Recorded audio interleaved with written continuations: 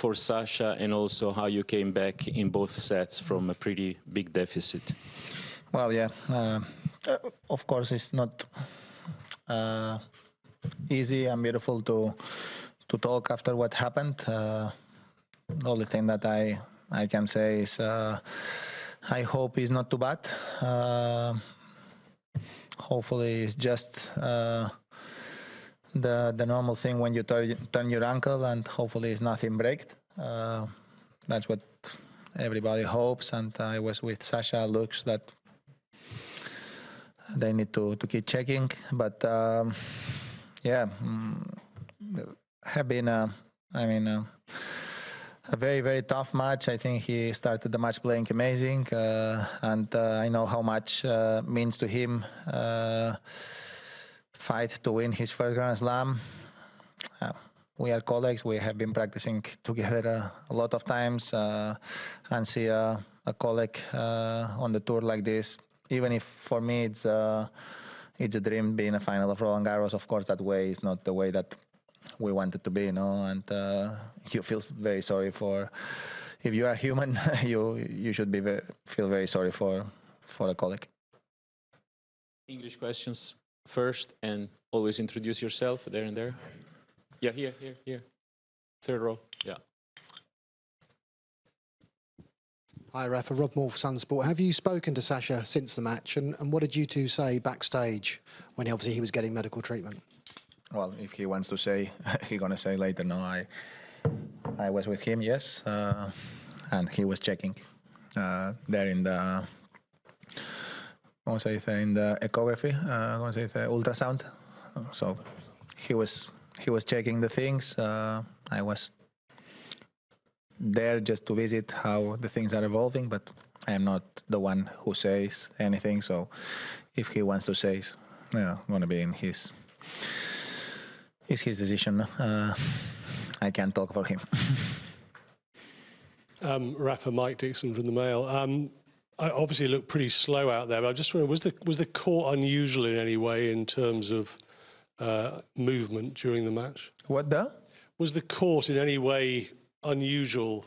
Well, was it a freak occurrence? The conditions have been the slower conditions. I played since a long time ago here because have been very humid this afternoon, and if we had big humidity with indoor, the ball was super big and was difficult to create a spin on the ball.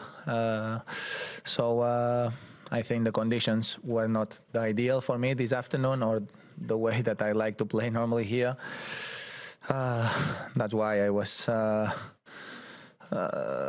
not able to create the damage that I wanted over him. No, by the way, he started the match playing amazing, honestly, and have been a miracle that first set.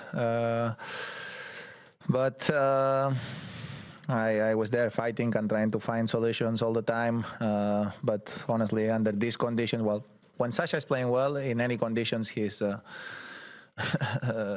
amazing player. And under these conditions, even was more difficult for me to put him away from the court, no? Because probably with these heavy conditions, he felt that my ball is not creating the impact that normally creates against his forehand or against his backhand. For example, when I hit the forehand down the line, or when I hit my forehand in and out for against his forehand, I mean, my ball was not bouncing as usual here, no? So he was able to recover well from that position, and the same thing happens when I hit my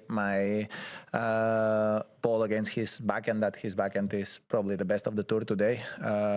So with that conditions, I was not able to push him back. He was able to hit a clean ball all the time. So it was a lot of surviving moments during that match.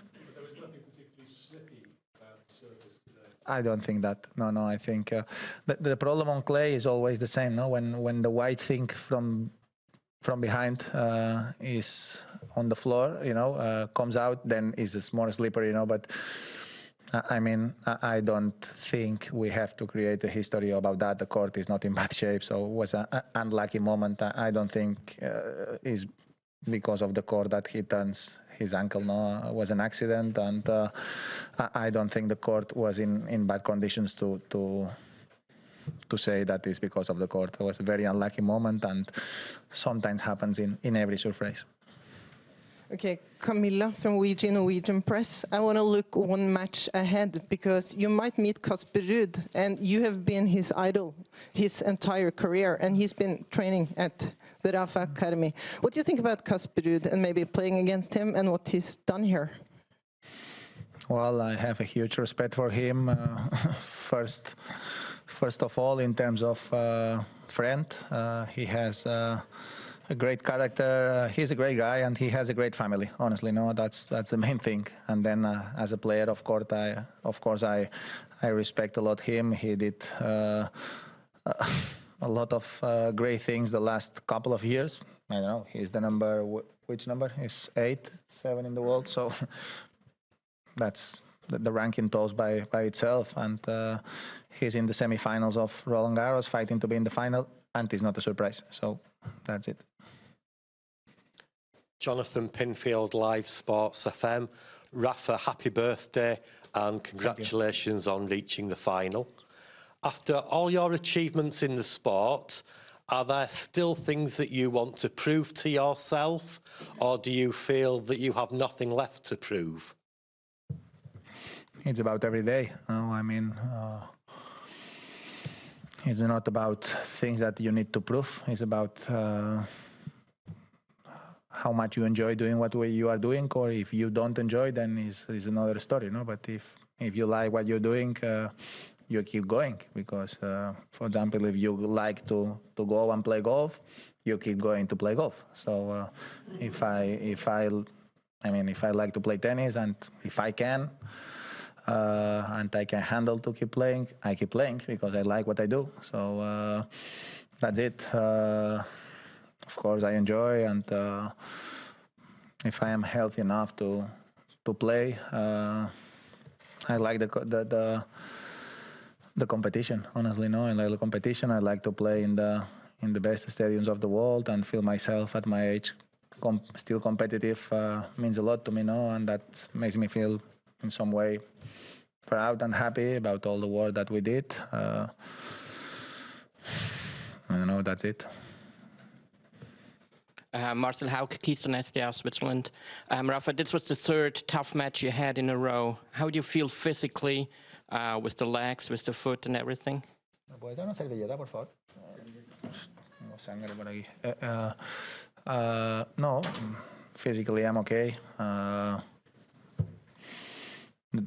Normally my problem is not the physical performance, you know. Of course, today the conditions have been very hard, super humid, and you know, I know for the experience that when these conditions happens, I suffer a little bit more in terms of physical. Happened to me in Australia. Gracias.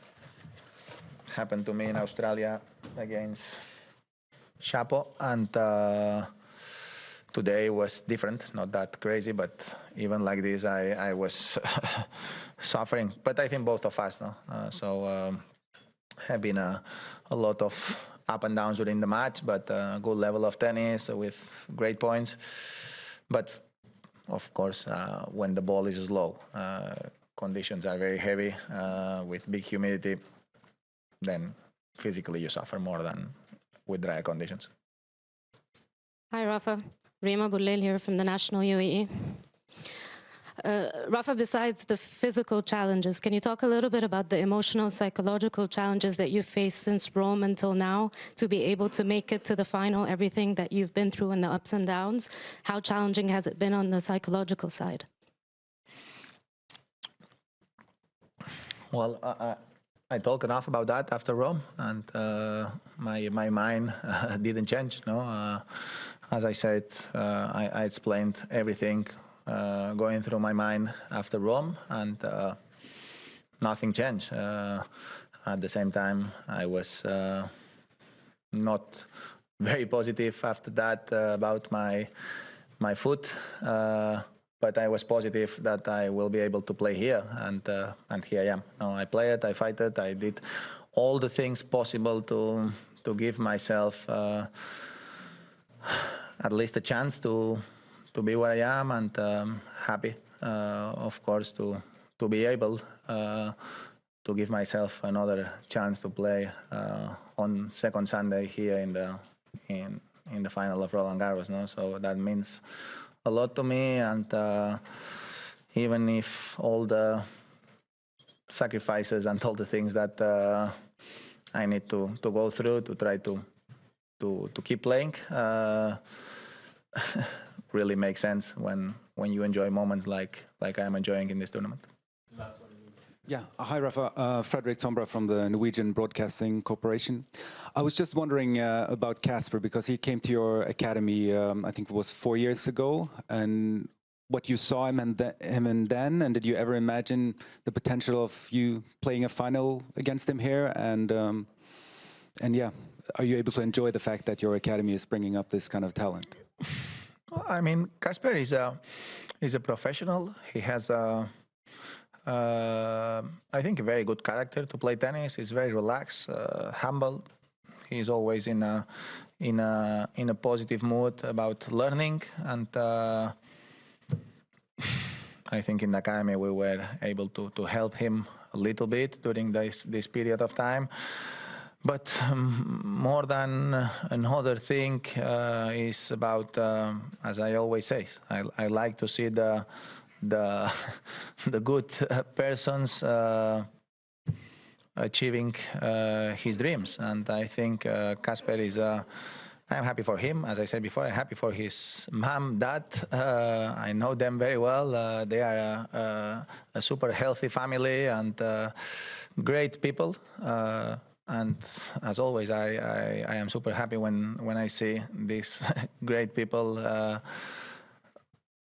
having success. So for me, it's not a big surprise. I mean, Casper is one of the candidates about winning in every clay court event that he's playing. He's one of the clear favorites. No, so yeah, I mean, it's not a big surprise at all.